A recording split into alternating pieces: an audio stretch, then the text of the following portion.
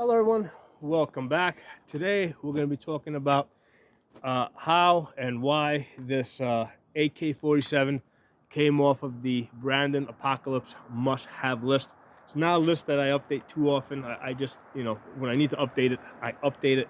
So it's been many years since I did it, and this year I changed. And one of the changes was that the AK-47 came off of it. And we're going to talk about why and what went on kind of in its place, okay? So first, let's talk about this gun over here. This one over here has about 10,000 rounds on it. Now this one, when I bought this originally, it had the wooden furniture, both here and here.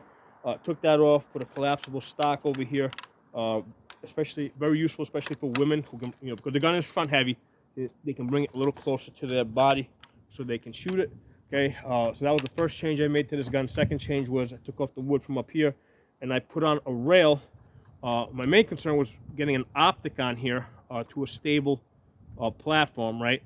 And also having a place to put a light, and then having a place to put a sling, right? Because there's a QD mount point over here. Okay, so you need a place to put a light, you need a place to put your optic, you need a place to put your sling. Other nice thing about this rail, right? Because the wood does a good job of insulating you against the heat.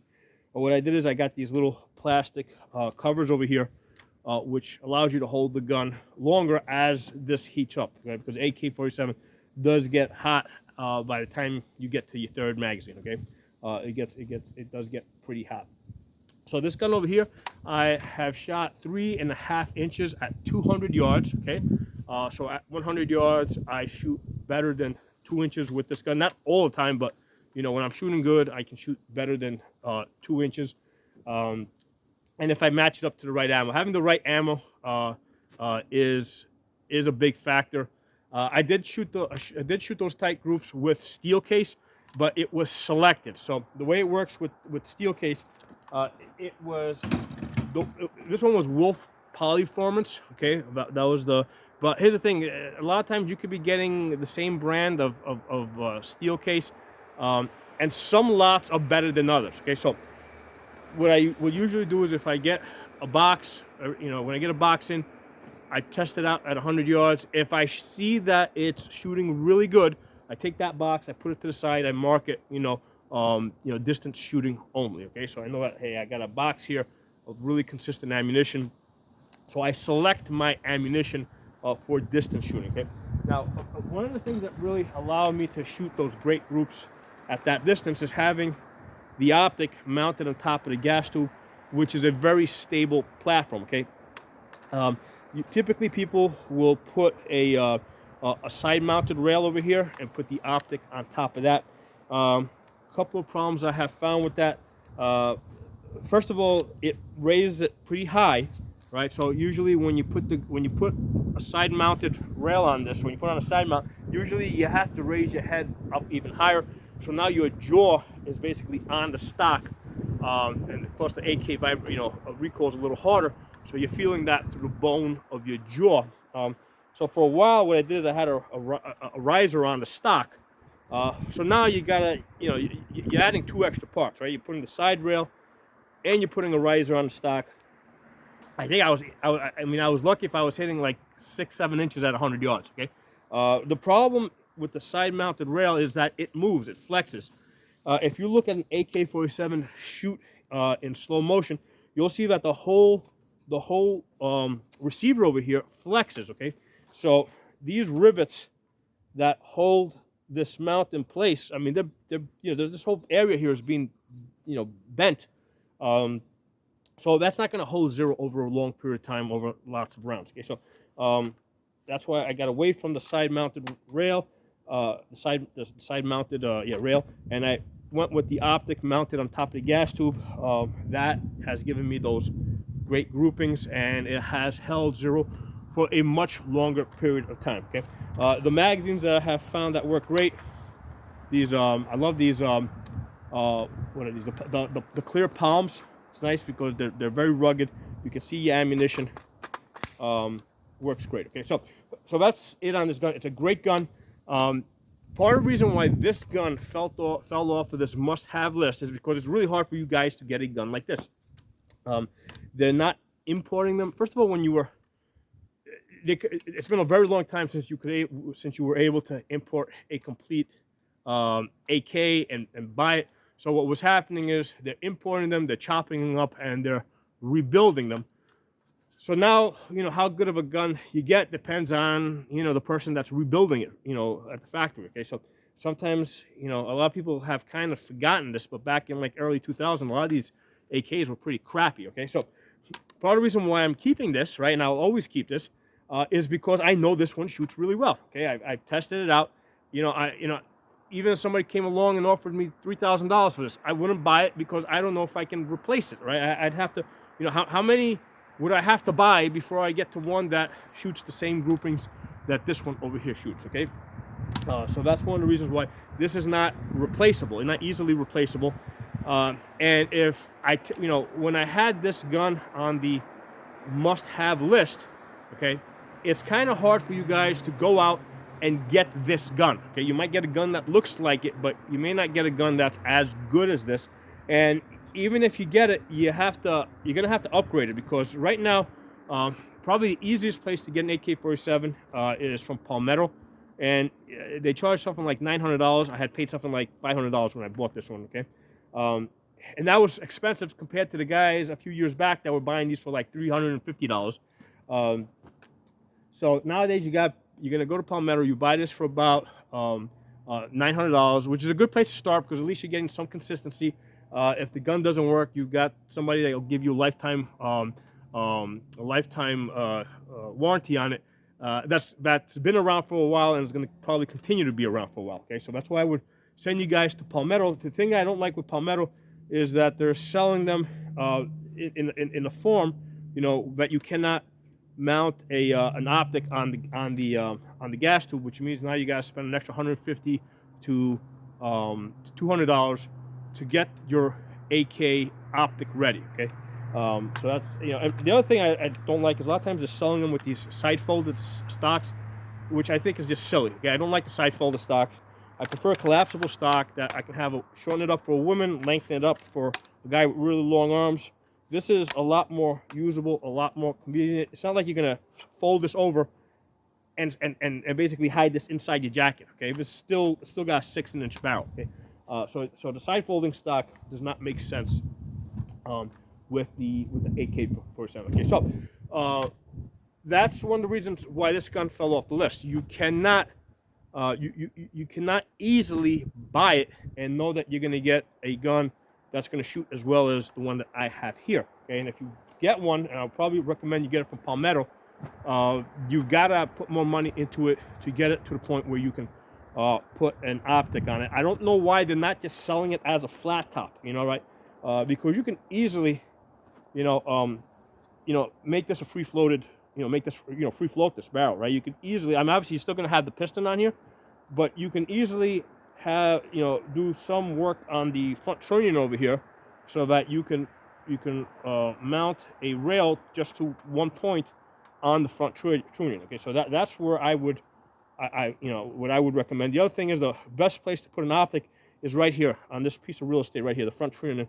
I would like that to be a Picatinny rail, and then you can have a continuation of the rail over here. And I would also want a continuation of the rail back here, although the dust cover is not a great place to mount an optic, but it's still a good option to have. So there's no reason why this cannot just be a flat top going all the way across, okay? So that's one reason. It's not the only reason, but that's one reason why the AK fell off this must-have list, because a lot of you guys can't buy it the way I bought it, and you would have to spend extra money to upgrade it. Okay, so sticking to the buying thing, right? The other thing is ammunition. Right now, as of right now, you can get AK ammo. Biden has said that he is trying to restrict that. I've got lots of AK ammo. I've got stockpiles of it. So if you buy an AK, you've got to build that up because you don't know for sure what the future is going to be like as far as AK imports. I know Palmetto's making efforts to import machinery so they can build AK ammo here in the United States. That hasn't happened yet, but that's also another concern, being able to feed the gun. Okay, so there's the first issue of you buying a gun as good as the one that I have, right? Second issue is getting ammunition continually in the future.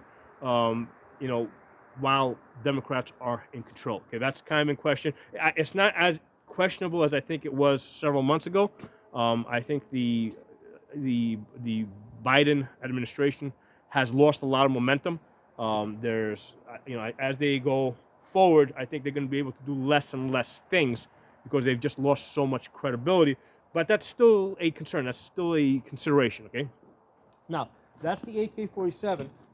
Let's now talk about what the other guns are on the list, um, which is an important factor as to why this fell off the list, right? Because here's the thing: ideally, I just want to have one gun that does everything and that will never break, and and that's it. That's not possible, right? First of all, you got to have a backup gun, so you're always going to have a pistol, right? And I chose a Glock Gen 3. This one's a Palmer 80, but I don't care. Any Glock Gen 3. I want it to be a Gen 3 because lots of parts out there, lots of people know how to fix the Gen 3s. The patents have expired on. So you need, at the very least, you need two guns, right? You need a primary gun, right? And then you need your backup pistol, okay? And then you need a hunting gun, right? You need something that you can hunt small game with, like rodents, squirrels. So you needed a 22, right? And then you also needed something like a shotgun where you can hunt, things that are moving fast, like rabbits or birds flying in the air. So you needed some type of a shotgun, right? So we can't have just one gun because we have numerous different concerns that we have to address. But within that, we want to have as few guns as possible.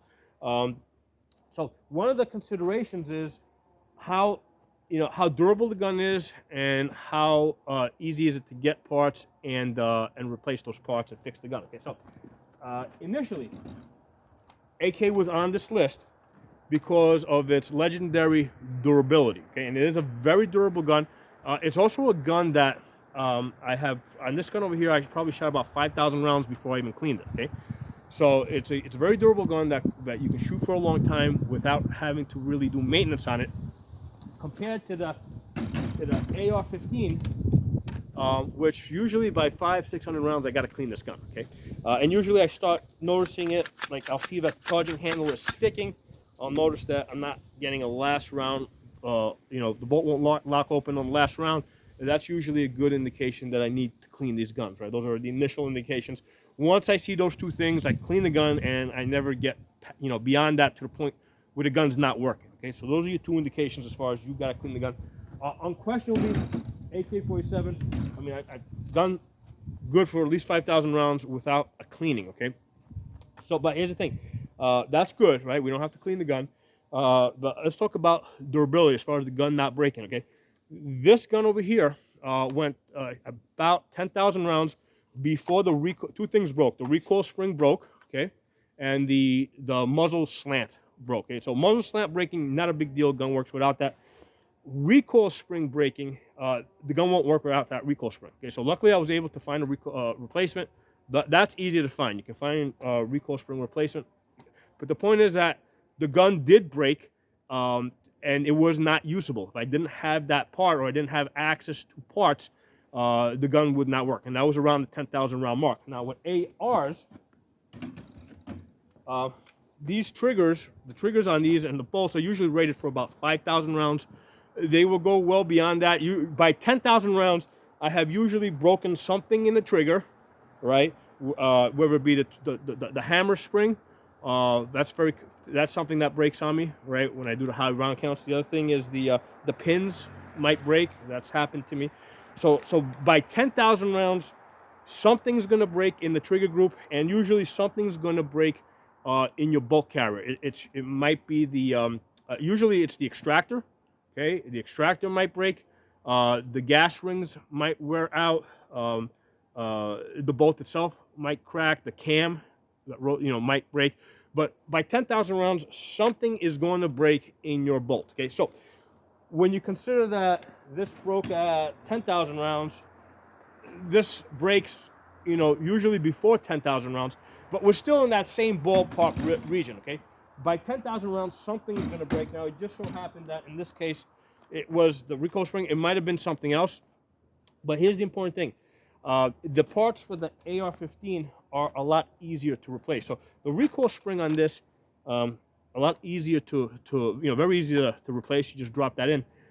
But here's the thing: the trigger group. That's if something breaks in the trigger group, that's also pretty easy to replace. Okay, I haven't had to do that, but that is replaceable. How about the bolt now?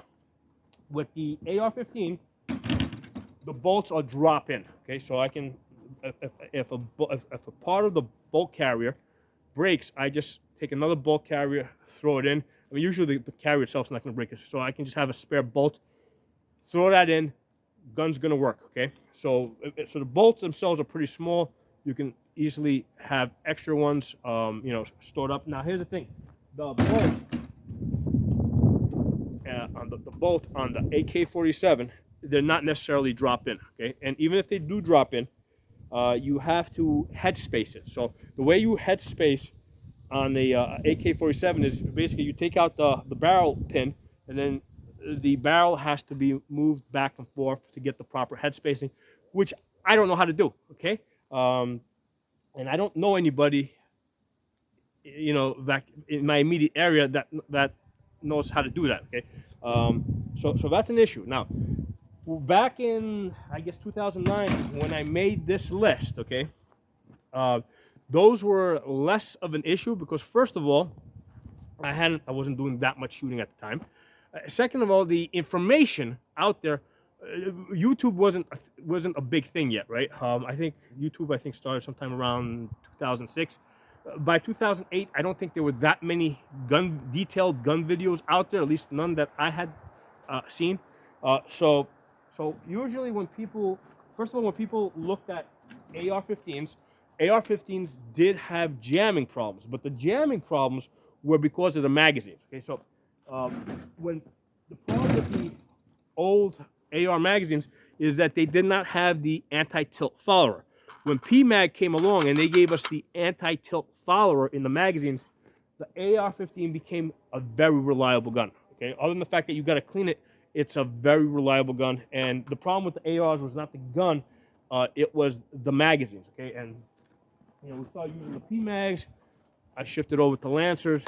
The gun is extremely reliable. So that's a significant factor here, because part of the reason why the AK was on this list, okay, is because I really didn't trust the AR at that time.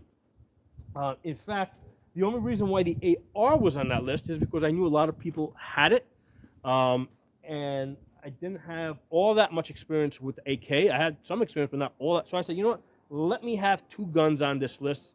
In case one breaks, I got the other.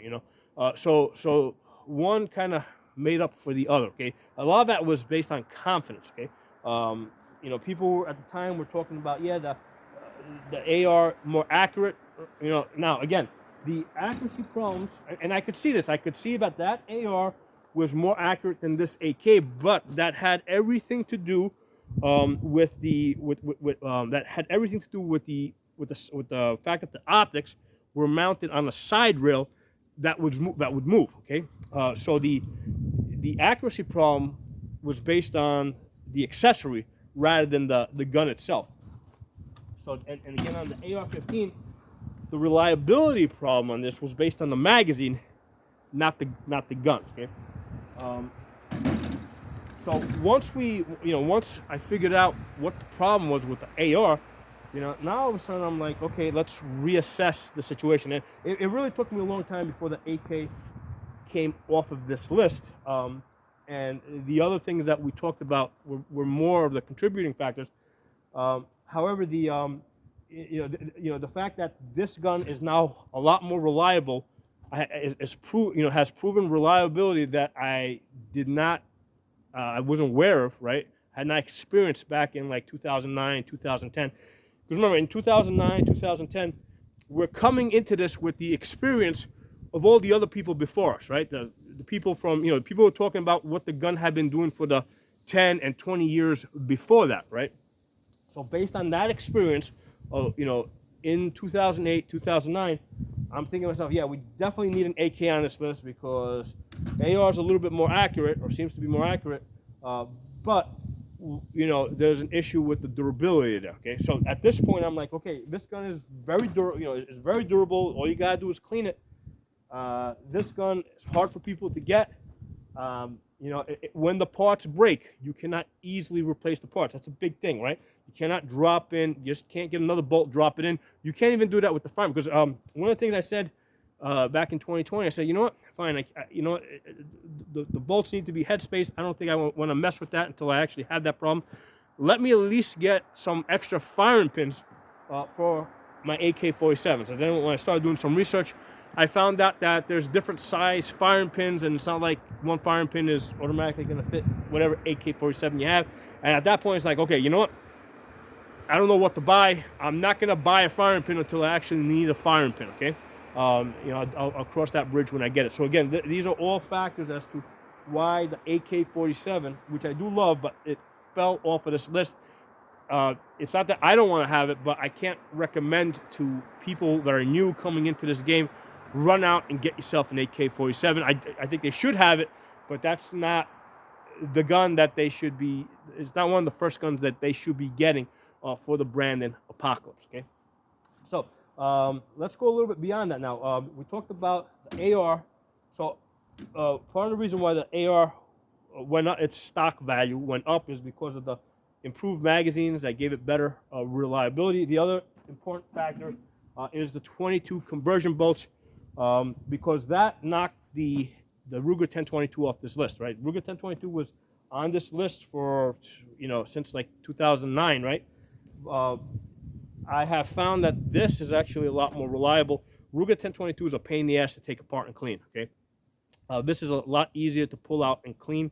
The magazines, in fact, are a lot more reliable than those BX25s. You know, those that sometimes they'll wiggle a little bit and the gun will jam up. So again, that increases the value of the AR-15, and it's pushing more in the direction of one gun that does more things, right? You know, I can't shoot the 22 through the AK-47. Although they do make a conversion bolt and a conversion barrel, it's, you know, now it's not just a bolt that you need now. Now it's also a barrel. So, you know, there's no reason. I mean, you know, it doesn't have the same size diameter bullet. It makes a lot more sense to have the conversion 22 for the AR versus trying to get one for your AK. Okay. Now the other thing, the other reason why this fell off, and the 9mm AR went on. Okay, why did this go on? Right. Well, there are. First of all, this takes the same magazines as the Glock. Okay. This takes Glock magazines. Okay. So basically, this is kind of like a super pistol now. Okay. You know. So the other great benefit that this gun has is that it takes the same trigger group as the AR. Takes a lot of the same furniture. It's already set up for an optic, right? You know, it's got the M-lock rails. So, you know, it seems like there's really too small of a jump from here to here. Now, another real benefit of this in 9mm is I got here a 10.5-inch barrel. If you're gonna have a short, if you're gonna have a short barrel, if you have that with an AR or an AK, what happens is you get tremendous muzzle blast and the gun is extremely loud. Okay, so having that short barrel in 9mm, you know, gives me the benefits of a shorter barrel, but also, you know, I don't have the extra muzzle flash, and I don't have the extra loudness. Okay, so this actually a 9mm rifle sounds like a 5.56 suppressed. Okay, in fact, it sounds even a little bit quieter than that. So that's a reason why this should be on the list. And in a manner of speaking, this replaced the AK-47. Okay, but it's really a combination of the two. Okay? It's really the AR and the and this Palmetto PX9 together in combination, knocking out the AK, because we have here basically the AR's utility and reliability went up. And then we have a gun here that works with both of these guns, right? It takes the same magazines as this gun, has a lot of the same internal parts, trigger group, extractor, as the AR. You know, it's already set up for an M-lock rail. So this is a really small investment, you know, as far as and I'm talking about investment in terms of money, but there's a small investment as far as maintenance, as far as having extra parts to support the gun, extra magazines to support the gun. So it makes sense for this gun to be on the list. Now, the other benefit of this is 9mm is very compact. Okay, first of all, when you buy it, like 1,000 rounds of 9mm is pretty compact. Okay, so it makes sense for me to have a lot of extra 9mm, which also serves a potential hunting purpose. Right? I didn't mention this in other videos. Now, with we said we got the 22 conversion bolt here. 22 conversion bolt for hunting, whatever, rats, squirrels, raccoons. Well, actually, with raccoons, I'd probably go with the 9mm. But we could hunt small rodents with the 22 conversion bolt. We could hunt deer with the 5.56, right, using well-placed shots. Okay, but in a Brandon apocalypse type of situation, right, where you have chaos, you got bodies rotting on the roads, the now domesticated dogs and cats are going to turn wild. They're going to start eating those corpses. They're going to start multiplying, right? So now you're going to have wild dogs multiplying. You're not going to be, the deer are all going to disappear, right? So all the animals that we normally hunt are going to disappear. So realistically, you most likely going to be hunting dogs and cats and eating them. Okay, the 9mm is very suitable for hunting dogs and cats. Okay, in the Brandon apocalypse type of situation, I'm not advocating that you kill and eat your dog. Okay, I love my dogs, but in that type of a situation where you got wild dogs and with growing populations, that is probably the animal that you would be hunting. And by using the 9mm, first of all, this is quieter. Okay, doesn't have that muzzle flash. You're conserving your 5.56 ammunition for the more dangerous humans, right? So you're conserving your 5.56 ammunition. The 1,000 rounds of 9mm, like I said, is very compact.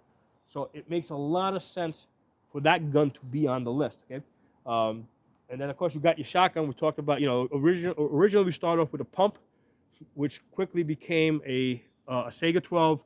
And then when the Sega 12s were not available for import anymore, we went to the Lynx 12. I've done many videos on the Lynx 12. Again, we do need that shotgun on the list because we need something that we can hunt fast-moving animals, with birdshot. I did a video on how much ammunition that you should have. The problem with the 12 gauge is that it's big and heavy. Okay, 250 rounds, shells, 250 shells of birdshot.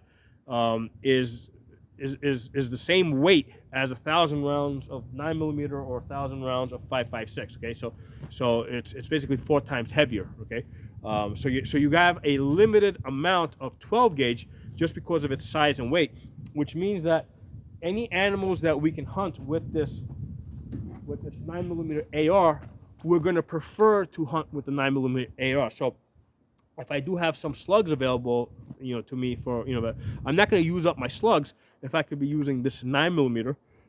Likewise, if I can be using this 9mm PX9, I'm not going to be using my 5.56 because that has a better self-defense capability, right, at longer distances.